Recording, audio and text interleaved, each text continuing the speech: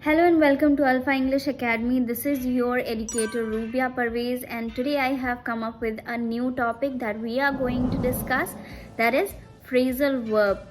So what are phrasal verbs? Phrasal verbs क्या होते हैं? Phrasal verbs actually group of words होते हैं इंग्लिश में जो एक साथ चलते हैं, जिनका एक अलग मीनिंग निकलता है उनके इंडिविजुअल मीनिंग से. Basically, there are two or more than two words in a phrasal verb. It can be made up of either verb and an adverb, or a verb and a preposition, or a verb and an adverb and a preposition. Okay, so you can find all these three in a phrasal verb.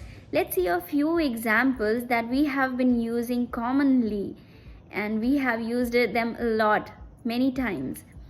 So the first one is look after. Look after का मतलब होता है देखभाल करना.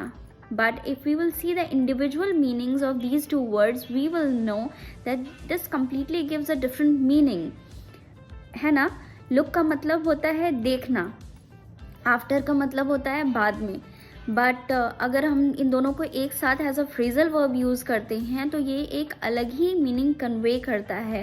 As a phrasal verb the words convey literally a different meaning than their original ones. So phrasal verb जब दोनों word को मिलाकर या तीन वर्ड को मिलाकर के बनता है तो उनका एक अलग ही मीनिंग कन्वे होता है. See for example, my brother used to look after me when I was little. मेरा भाई मेरी देखभाल करता था जब मैं छोटी थी. तो यहाँ पे लुक आफ्टर का मतलब देखना या बाद में, ऐसा कुछ सेंस नहीं आ रहा है. इसका क्लियर मीनिंग होता है टेक केयर करना, मतलब देखभाल करना, to take care of someone. So my brother use to look after me when I was little. Next one is get up fast, जल्दी उठो, है ना. गेट अप तो हम यूजुअली यूज़ करते हैं, मतलब कॉमनली यूज़ किया जाता है. तो गेट अप, ये दोनों भी वर्ड्स जो हैं ये फ्रेजल वर्ब ही हैं.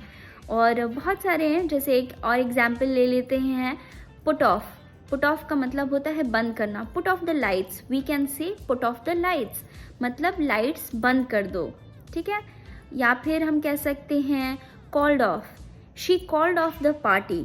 She called off the party, उसने पार्टी कैंसिल कर दी. अब कॉल का मतलब तो बुलाना होता है, ऑफ का मतलब बंद करना होता है, लेकिन यहाँ पर इंडिविजुअल मीनिंग से हट के कुछ अलग मीनिंग आ रहा है फ्रेजल वर्ब में. कॉल्ड ऑफ का मतलब यहाँ पे हो गया to cancel.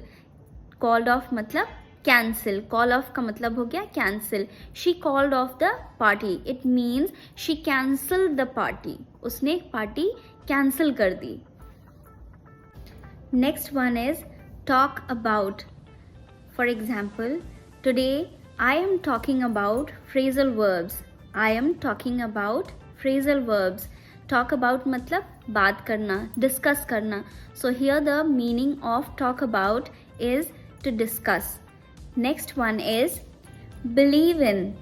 It means to have faith in something or somebody. To believe in.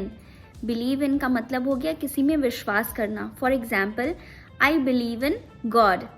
I believe in myself. I believe in you. मैं तुम में विश्वास रखती हूँ. To have faith in. Believe in का मतलब हो गया to have faith in.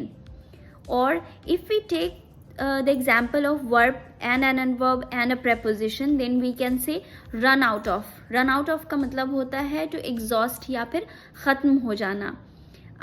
This remote is run out of its battery. This remote is run out of its battery. इस रिमोट की बैटरी ख़त्म हो गई है. यहाँ पर रन आउट ऑफ का मतलब बाहर भाग जाना नहीं हुआ, ख़त्म हो जाना हुआ. एग्जॉस्ट हो जाना मतलब completely यूज़ हो चुका है, ख़त्म हो चुका है. One more we can see is look forward to. It means to anticipate with pleasure, to hope for something good with pleasure. मतलब किसी चीज़ के लिए खुशी खुशी इंतज़ार करना. For example, I look forward to meet you again. मैं आपसे फिर से मिलने के लिए मतलब खुश हूँ, मतलब इंतज़ार करूँगी कि आप फिर से मुझसे मिलें. I look forward to meet you. It could be used in formal English, you can say. So I hope you now understand the importance of phrasal verbs. There are some phrasal verbs which are separable and some are inseparable. कभी कभी separable भी phrasal verbs होते हैं और कुछ inseparable भी होते हैं. सेपरेबल जो होते हैं उनके बीच में हम वर्ड्स को यूज़ कर सकते हैं. कब होते हैं, कैसे होते हैं, ये जानने के लिए आप पार्ट 2 में बने रहिएगा.